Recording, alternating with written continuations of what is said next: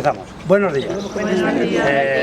A todas y a todo, y todo, la verdad que hay. Vamos a ver, ¿por qué estamos aquí? ¿Por qué estamos aquí? Porque hoy es el Día Mundial de la Poesía. Hay tanta demanda que bueno, no da tiempo a reeditar e imprimir los opúsculos sobre el cementerio civil. Es decir, que hoy no va a ser una clase de historia, va a ser un recital de poesía. Un recital de poesía de autores que están aquí enterrados o de epitafios que han escrito famosísimos escritores de la literatura española. Miguel Hernández, por ejemplo, tiene un programa a la Dinamitera. Es decir, no vamos a adelantarlo. Bueno, ahí hay un gran poeta, Marcos Ana, aquí está enterrado Blas de Otero, y también está enterrado un gran cineasta que es Julio Diamante. Y hoy tenemos la suerte de tener a Berta Diamante y a Laura Diamante, que son sus hijas. Y es que además Julio Diamante, además de ser un chico muy listo, cineasta, amante del hondo, nacido en Cádiz, viviendo en Madrid, etcétera, etcétera. Alguno igual os suena alguna película de él. Entonces tenemos la suerte de que están aquí sus hijas que recitan maravillosamente sus poemas. Así que en verso, que rima y que tiene de sus lágrimas mucha música. Y vamos a empezar con Gerardo Diego. Gerardo Diego es un gran poeta, es el poeta ese de Río Duero, nadie a acompañarte baja. Él está relacionado mucho con Soria porque era profesor y tal y cual, pero fijaros, tiene un libro que se llama Cementerio Civil. No vamos a entrar en qué es un cementerio civil, porque no sé, todo eso nada, eso es para la supernota y ya veremos. Entonces, la poesía, lo bueno que tiene es eso, que es pum, una gotita y se acabó. Y dice así: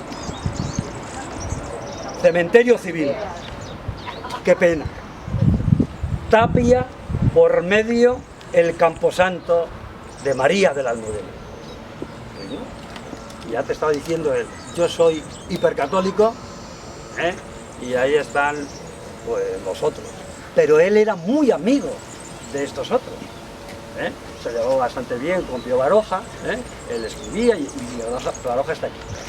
Y ya sin más premios, pues las artistas invitadas nos van a recitar un poema de Julio Diamante, ese que era cineasta, gaditano, y que ya explican lo que quieran de su padre. Voy a empezar por leer, bueno, nuestro padre, que era cineasta, director de cine, además llevó durante muchos años, o sea, décadas, el Festival de Cine de Benalmádena, que ahora se ha transformado en el Festival de Málaga. Pues también, digamos, escribió varios libros de poesía. Aquí he escogido uno, del cual voy a leer, que se llama Cantes de vida y vuelta, porque realmente, como era un gran aficionado al flamenco y al jazz, y muy amigo de muchos cantaores, pues muchos de estos poemas pueden ser cantados. El primero que voy a leer se llama Tarantas en la noche.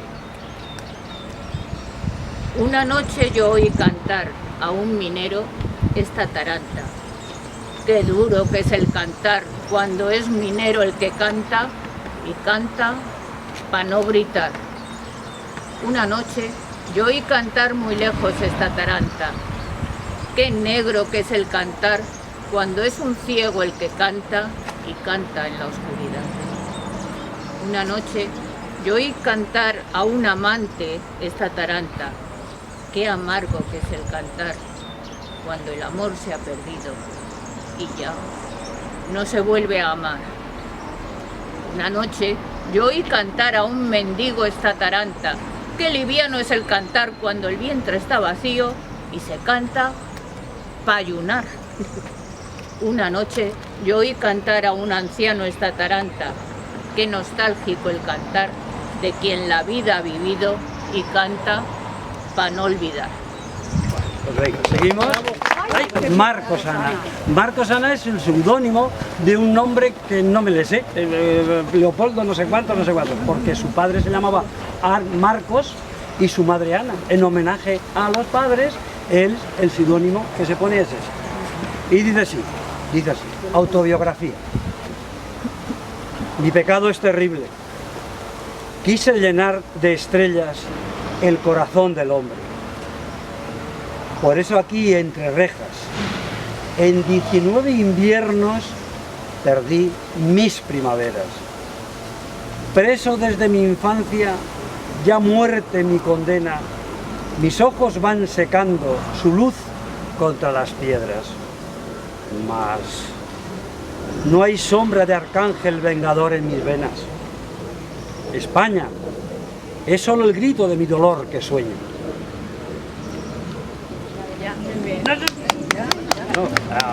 Seguimos para adelante y entonces volvemos otra vez a Gerardo Diego, y dice así: vasca desde la raíz, luchó como el viento del Cantábrico, amó a los mineros, a los obreros y campesinos, es resistente como el hierro de Gallarta y venerable como un roble de mi valle natal, Orozco.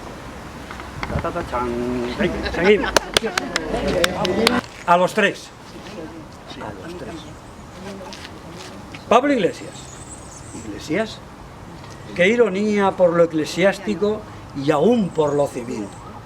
No hay más que un socialismo ateo, impía toda herejía, una internacional. Mi noble amigo Emiliano Barral,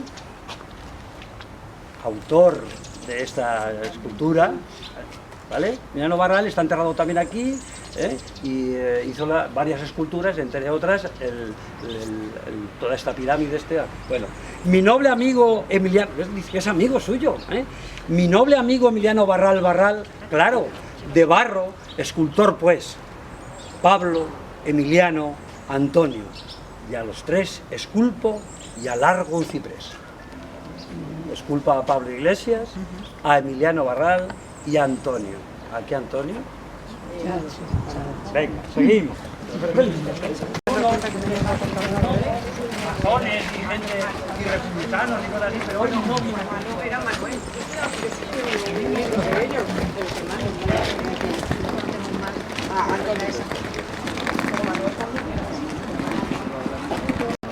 Y a esto que pone nada hay después de la muerte, Gerardo Diego dice: nada, sentencia un duro mausoleo, nada hay después de la muerte. ¿Y cómo lo sabe ese sabio? Por él y por su muerto oscuro, yo rezo, rezo, rezo, rezo, rezo, rezo y rezo.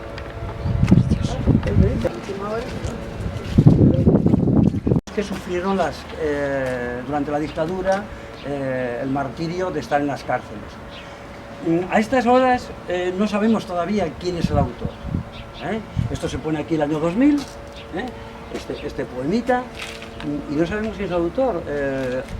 Han respetado siempre la bandera republicana, el farol, la luz. Hay cosas que no tienen como mucha explicación. La gente confunde esto, que si las 13 rosas, que si tal y que cual, pero no tiene nada que ver, no tiene nada que ver. Y el poema, que está ahí puesto, dice lo siguiente: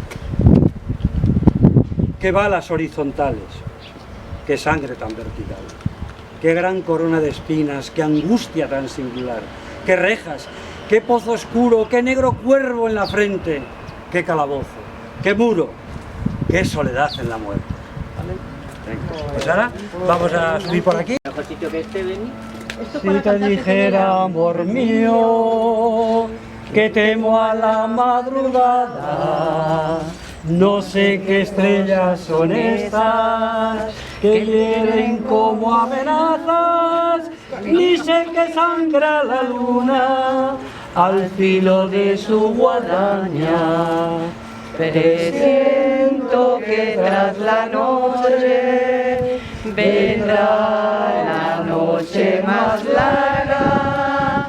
Quiero que no me abandones, amor mío, al alba, al alba,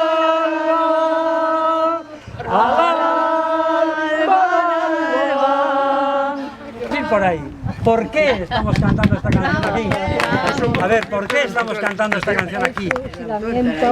El último Porque aquí fusilamiento. está Ramón García Sanz, enterrado con la estrella de 5 puntas del partido del PC, del Partido Comunista Marxista-Leninista, que fue fusilado el día 27 de septiembre de 1975 En Hoyo de en Hoyo del Manzanares, con otros 3, etcétera, etcétera. Y aquí está la tumba, y así ya vais viendo, bueno, ¿por quiénes están enterrados en el cementerio civil? ¿Por qué están aquí? Si resulta que es un cementerio que se crea en 1884 y no había ni PCs, ni PEJAs, ni nada, ¿eh? Entonces, a ver, esas preguntas es muy bueno ir haciendo esas, porque claro, este cementerio se crea en aquel momento, se está construyendo una necrópolis, la necrópolis del Este, que después la han bendecido con el cementerio de la Almudena, y es una necrópolis municipal, donde van a estar enterrados los madrileños, excepto aquellos que quieran o puedan vivir eternamente en las sacramentales. Es decir, todo eso tiene que ver con la historia de la muerte y con la historia de la Iglesia en España, etcétera, etcétera. Pues desde el año 1884 se hace un gran cementerio. Y en aquella época el derecho canónico no dejaba que los que no eran católicos, es decir, protestantes, judíos, masones, los que se acostaban con las mujeres y vivían con ellas la barragana, y el que no estaba casado por la iglesia y no iba, no comulgaba por Pascua y todo eso, y se suicidaba y todas esas cosas, no podían ser enterrados en sagrado. Fijaros que estamos ya en 1884. La institución libre de enseñanza empieza a funcionar en 1876. Son unos catedráticos expulsados de la universidad porque dijeron, no, yo no tengo por qué defender la monarquía, porque como que la democracia y la monarquía, vamos, se dan de coces, y yo porque tengo que hacer caso de lo que diga el Papa. Yo explico como profesor, con mi libertad de cátedra, lo que yo creo, la historia de España y la ciencia, y ya, claro, ya ha escrito aquel de allá arriba de Londres, el origen de las especies. El Papa había contestado con el sílabus, prohibiendo el creacionismo. Bueno, ahora vuelve todo esto, todo está volviendo. Bueno, pues entonces me he remontado a eso para que nos explique. Y sin embargo veis que está yendo de cruces. Cruces, claro, es que no tiene nada que ver ser cristiano con ser católico y más motivos. Desde la Constitución de 1978, los cementerios son municipales, excepto las sacramentales. Entonces, claro, ¿qué pasaba aquí? Que en el año 1938 pues se encontraron con que toda la necrópolis del Este, incluido estas 2 hectáreas de cementerio civil, forman parte de la Almudena, y se podía enterrar aquí cualquiera. Hoy se puede enterrar cualquiera, no necesariamente los que se hayan suicidado, los masones, los rojos de rojerío, los de las estrellas, no, aquí se puede enterrar. Hoy depende que te toque, es decir, el sistema de funcionamiento del tema de la muerte en Madrid es un buen negocio, sí. No se venden las acciones, pero podéis meteros ahí, y bueno, pues evidentemente todo eso va así. ¿Qué ocurre desde 1884? Que mucha gente a sus familiares les dice, no, yo no quiero ser enterrado con los unos, con aquellos. Estos de aquí dicen que los otros son aquellos, y aquellos dicen que estos. Por eso el poema del principio, os lo recuerdo, un católico tan creyente como Gerardo Diego, esto es un tesoro, como Gerardo Diego, al principio de este poema, de este poemario, de este libro, que se llama Cementerio Civil, que es una rareza. La que vuela ya es mucho. tremendo. Aprovecho, por cierto, para deciros que os compro todos los libros que tengáis en casa a 2 euros, ¿vale? Dice, Cementerio Civil, recordadlo, dice, Cementerio Civil, qué pena. Tapia por medio del camposanto de María de la Almudena. Y aquí con el tema de las tapias de los cementerios, en el 1884 se hace una ley por la cual se dice que todas las localidades españolas que tengan más de 600 habitantes tienen que tener un cementerio civil, porque no solo la gente se suicidaba en Madrid o había masones solo en Madrid y no les van a traer todos aquí. En todas las poblaciones de más de 600 habitantes, repito, tenía que haber un cementerio. Vamos a ver, un muerto es un problema. Bueno, para los parientes no, es un dolor y bueno, puede ser heredar, entonces, porque es un problema de higiene. Igual hay mucha gente que se querría estar abrazado a su padre y tenerla allí, pero no, la autoridad municipal dice, mira, se acabó, es una excrecencia, hay que llevarla al muladar, y en lugar de llevarla al muladar, al cementerio. Pero si eran masones, ateos declarados, etcétera, etcétera, había que también enterrarles, porque si no era un problema de higiene. Y si volvemos para atrás en 1934 nos ocurre lo mismo. Lo que pasa es que aquí no teníamos a nadie discrepante, porque expulsamos a todos en 1492. Y los demás al muladar, al corradillo. Lo explica muy bien Jiménez González. Entonces, ¿qué ocurrió desde 1834? Que aquellos que se sentían disidentes de la Grey católica y tal y cual, ¿dónde decían a sus parientes que querían ser enterrados? Con los suyos, en el cementerio civil, de Madrid, de La Coruña, de Valencia, de donde fuera. Pero, insisto, esa historia se rompe en 1978, donde todos los cementerios son de gestión municipal. Y entonces ya no es que tú es que no quieres estar al lado de este y no sé cuánto tal. Veréis por aquí, según vais viendo, pues que veréis muchos crucifijos, que veréis muchas estrellas rojas, que veréis columnas truncadas, etcétera, que veréis referencias a la Biblia,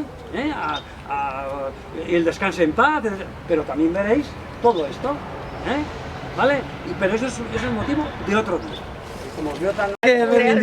Realmente fue al revés. Primero claro. Enterraron a mi padre, Julio Diamante, y posteriormente, como no hubo mucha distancia en el fallecimiento, enterraron a Almudena Grandes, que yo lo vi de repente, lo vi por la televisión y digo, anda, pero si están sacando la tumba de mi padre. Entonces, aprovechando esto, vamos a recitar un poema que vamos a dedicar a Almudena Grandes y luego otro a mi padre. Entonces, el poema de Almudena Grandes se llama Rosa de tallo largo. Esta era una de las poesías más familiares que había para las mujeres de la familia y especialmente para mi madre, y entonces, y en este caso para Almudena Grandes. Rosa de tallo largo, va por soleares. Lo grande de mi querer quise probarte con algo y te regalé una rosa, más rosa de tallo largo. Ahora ya podrás decir, tanto tengo, tanto valgo, porque tienes una rosa y es rosa de tallo largo. Hay que saber, cuando llegan, pasar los tragos amargos, manteniendo la elegancia de rosa de tallo largo.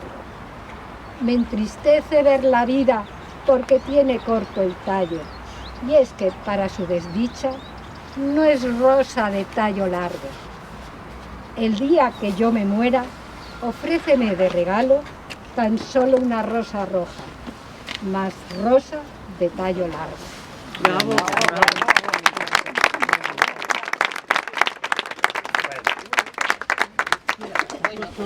Y esta es la tumba de mi padre, de nuestro padre, Julio Diamante.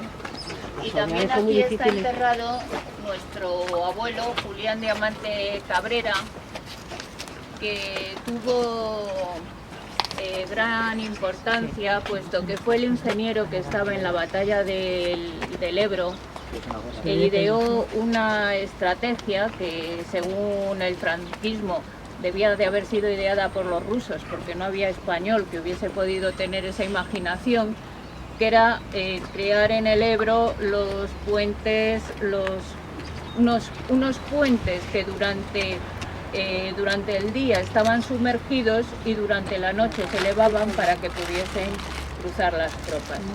Entonces, en este caso voy a leer el poema que leímos cuando enterramos a nuestro padre.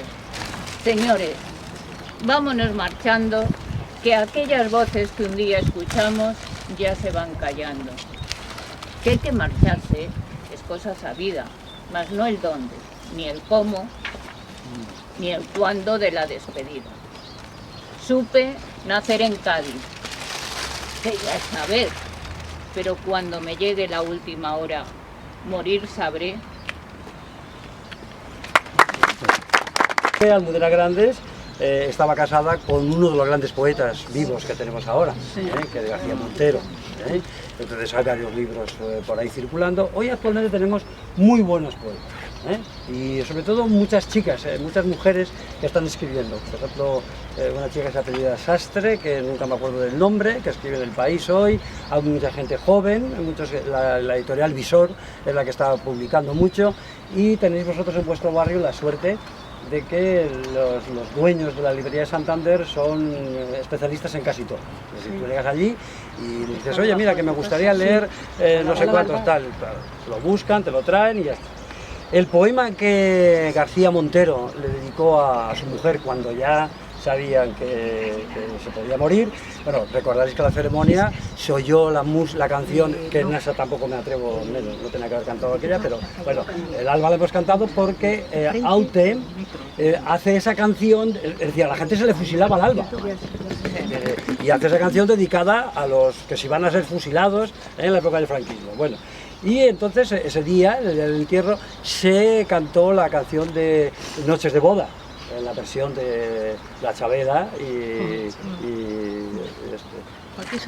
Sabina, que Ana Belén leyó un cuento muy cortito, por una falda de plátanos, un hombre derrotado en la nieve. Con ese mismo invierno que hiela las canciones cuando la tarde cae en la radio de un coche, como en los telegramas, como la voz herida que cruza por la melancolía de las barcas en tierra, como las dudas y las certidumbres, como mi silueta en la ventana. Así duele la noche, con ese mismo invierno de cuando tú me faltas, con esa misma nieve que me ha dejado blanco, pues todo se me olvida si tengo que aprender a recordarte. ¿Vale? La chica y la petenera chica son dos. Entonces, bueno, ya que estamos en el cementerio, y para los supersticiosos tengo que decir que cantar por peteneras, que trae malfario, pero como yo no soy supersticiosa, y la petenera era un palo flamenco que le gustaba mucho a mi padre. Perdonadme que haga este... Sí, viene muy a cuento. Sí, mi padre cantaba lo que le echaras. Y mira, dicen que la petenera da al cantar mala suerte. Yo juro que no es verdad. La he cantado y puedo verte. Sí, señor. Bueno, pues como decía, que el palo flamenco tiene un disco grabado por Soleares del Mellizo, y según los exégetas dicen que son unas Soleares únicas. Claro, yo no la puedo cantar, ni se me ocurre. Pero bueno, va por vosotras, por las estrellas invitadas y por mi padre y mi madre, que está ahí enfrente. Venga, vamos allá. Dejadme que respire. El que se tenga por grande, que se vaya al cementerio y verá lo que es el mundo, y verá lo que es el mundo. Es un palmo de terreno, el que se tenga por grande, que se vaya al cementerio. Yo quería hacer un comentario. Venga. Yo he visto a un niño llorar.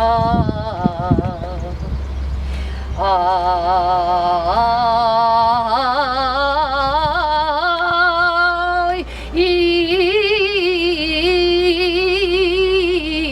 ay, yo he visto a un niño llorar a las puertas de un campo santo.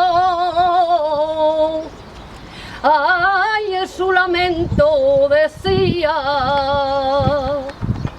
madre de mi corazón. Ay, y en su lamento decía: Por mi mares son mis llantos, por mi mares son mi llanto, ay, qué pena de madre mía.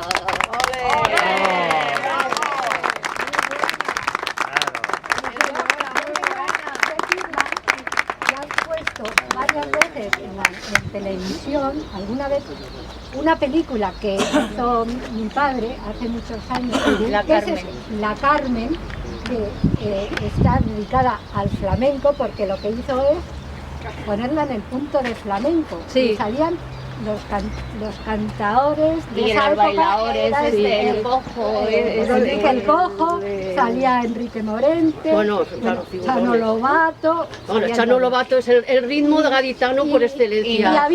Y en esa película incluso había algún escrito de mi padre, una pequeña canción de una petenera que yo me recuerdo porque siempre venía en su guión. Y la voy a tatarear un poco porque... Sí, hombre, que sí, que Era, sí. Carmen Vero, ¿quién te puso a ti ese nombre? Mejor que te hubieran puesto la perdición de los hombres. Bravo, bravo. digamos, en este libro, yo no los he escogido porque no pensaba que los otros eran más acordes, pero hay un capítulo, o sea, está dividido en varios temas, el poemario, y uno de ellos es Gente Honda, y están dedicados a Enrique el Mellizo, a Merced la Cerneta, a Manuel Torre, a Antonio Chacón, a la Niña de los Peines, a Paquirri el Guante, o sea, es decir, a Pepe de la Matrona, a Perico de Cádiz, a Pericón de Cádiz, por a alegrías. Manolo Vargas, ¿sabes? O sea, Vicente Escudero, te lo comento porque como...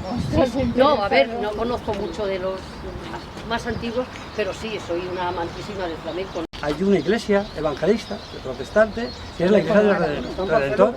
Pues el primer obispo de esa iglesia es un disidente de la religión católica, crea la iglesia española reformada, es el fundador y es el bisabuelo. Se entrevista con Prim para acordar libertad de religión en España. Y funda esta catedral y la iglesia reformista. Y le escribe a Alfonso XII diciendo que reconozca todas las religiones del Estado español, ya cuando era más mayor. Él ha dicho Un gran poeta. Un gran poeta y escritor. Sí, muy bueno. Y él era jesuita, como él ha dicho, pero no estuvo de acuerdo con otros sacerdotes con el tema de que no se le podía discutir al Papa, y entonces se fueron a Gibraltar y allí cogieron a unos sacerdotes irlandeses protestantes para que les hicieran protestantes, y desde Cádiz fundaron ahí las primeras iglesias. Que la diferencia de otras iglesias protestantes es que decidieron coger el rito mozárabe español, visigodo. Muy bien. Y todavía en la iglesia reformista, que yo tengo pendiente ir a verlo alguna vez, lo dan Está el retrato de él y el sucesor fue su hijo. Exactamente, lo dan con el rito mozárabe todavía. Como en Toledo, como en la catedral de Toledo, que hay una capilla a la derecha según se entra, a la derecha, que sigue haciendo el rito mozárabe, me parece que los lunes. Y luego además es una de las iglesias de Madrid que el órgano, porque ya sabéis que los protestantes cantan durante las liturgias, que es patrimonio histórico del Palacio Real. Porque las damas de la reina Cristina, pues como eran protestantes, la reina Cristina se tenía que hacer católica para casarse, pero las damas de compañía no, y entonces iban a esa iglesia. Y entonces la reina Cristina pasó parte del patrimonio para que el mismo órgano que hay en el Palacio Real se hiciera en la catedral protestante. Bueno, como es el día de la poesía, yo creo que habrá que organizar otra cosa un día sobre visita al cementerio civil y explicar la importancia de los protestantes en Madrid, etcétera, etcétera. Rosario Sánchez Mora, se nos murió con 91 años. Era tabacalera, una estanquera, en Vallecas, y durante la guerra civil fue miliciana. Entonces era voluntaria y arrojando una bomba, una granada de mano seguramente, pues perdió la mano. Y Miguel Hernández le hizo un poema un poco más largo que lo que ha puesto aquí. Es por el Rosario dinamitera, puedes ser varón y eres la nata de las mujeres, la espuma de la trinchera. ¿Vale? Tu poema dices de la trinchera. Rosario dinamitera, sobre tu mano bonita celaba la dinamita sus atributos de fiera. Nadie al mirar la hollera que había en su corazón una desesperación de cristales de metralla, ansiosa de una batalla, sedienta de una explosión. Era tu mano derecha capaz de fundir leones, la flor de las municiones y el anhelo de la mecha. Rosario, buena cosecha. Alta como un campanario, sembrabas al adversario de dinamita furiosa y era tu mano una rosa enfurecida, Rosario. Chagarra. Escribía mejor, ¿no? Chagarra. Buitrago, fue en Buitrago donde la heroína. Buitrago ha sido testigo de la condición de rayo, de las hazañas que calla y de la mano que digo. Bien conoció el enemigo la mano de esta doncella, que hoy no es mano, porque de ella, que ni un solo dado agita, se prendó la dinamita y la convirtió en estrella. Rosario dinamitera, puedes ser varón y eres la nata de las mujeres, la espuma de la trinchera, digna como una bandera de triunfos y resplandores, dinamiteros pastores, regla agitando el aliento y dad las bombas al viento del alma de los traidores. Si os dais cuenta, a Jesús Ibáñez Alonso, pues está ahí entero el poema, y el poema es de José Bergamín. José Bergamín es un madrileño, disidente, republicano, abertzal, etcétera, etcétera, etcétera. Prefirió cuando se iba a morir ir a morirse a Fuenterrabía para después... bueno, el epitafio es del ese poeta. Como estamos con el Día Mundial de la Poesía, leemos el poema. Y el epitafio lo eligió Jesús Ibáñez, que es un gran sociólogo, de los grandes sociólogos que ha tenido España, que se murió. Pero... Ya, hombre, pero ya eso lo veis. A ver, otro más. Javier. Cuando me muera, nada con el otro mundo. Quiero quedarme en la tierra, quedarme solo en la tierra, sin paraíso ni infierno, ni purgatorio siquiera. Quedarme como se quedan, sobre el suelo humedecido, de los bosques las hojas muertas. Muy bonito. Muy bien, Enrique. En los que es tumbas de granito y enterradas varias personas relacionadas con la institución libre de enseñanza. Por todo el cementerio veréis varias tumbas que solamente son de granito con este formato y demás. En general son personas relacionadas con la institución libre de enseñanza. Laura de los Ríos, que estaba casada con el hermano de Federico García Lorca, los Cosío, etcétera, etcétera, ¿vale? Y aunque estuvieron muchos en el exilio, después vinieron, por ejemplo, Jiménez Frau murió en Ginebra, y vino aquí a enterrarse. El fundador del precedente de la Institución Libre de Enseñanza, que desde el punto de vista de la historia de la educación es trascendental para comprender dónde estamos y lo que nos pasa, es Julián Sal del Río. Pero fijaros qué curioso, dice 12 de octubre de 1961, muere el 12 de octubre, pero Daniel, ¿no has dicho que este cementerio era de 1884? Claro, es que había también otros cementerios civiles antes. Es decir, había gente que no podía ser enterrada en católico porque tenía que ser enterrado en sagrado, aunque ellos defendían que toda la tierra es sagrada. Julián Sal del Río es el precedente de lo que sería el Erasmus hoy. Recordad que desde Felipe II las fronteras españolas están cerradas a la intelectualidad para no contaminarnos. Entonces, con la Revolución Gloriosa del 68, 1868, empieza a haber becas para ir al extranjero. Bueno, pues este es uno de los primeros que va a Alemania, estudia el krausismo, y dice, a don Francisco Giner de los Ríos. Como se fue el maestro, la luz de esta mañana me dijo, van 3 días que mi hermano Francisco no trabaja. Murió. Solo sabemos que se nos fue por una senda clara diciéndonos, hacedme un duelo de labores y esperanzas, sed buenos y no más, sed lo que he sido entre vosotros. Vivid, la vida sigue, los muertos mueren y las sombras pasan. Lleva quien deja y vive el que ha vivido. Yunques sonad, embudeced campanas, y hacia otra luz más pura partió el hermano de la luz del alba, del sol de los talleres, el viejo alegre de la mañana santa.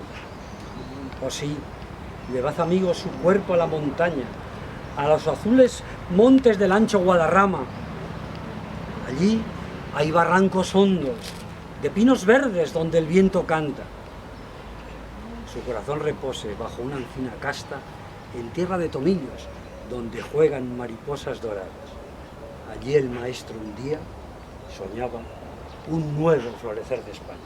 Baeza, 21 de febrero de 1915. Con Julio Diamante, es decir, los poemas son del padre de Berta y de Laura, pero el abuelo de Julio Diamante, además es que se llaman Julio, Julián, no sé cuántos. Yo estoy intentando aclararme y me cuesta. Sí, Como los Laureliano, buen día. Los Diamantes siempre eran, Igual.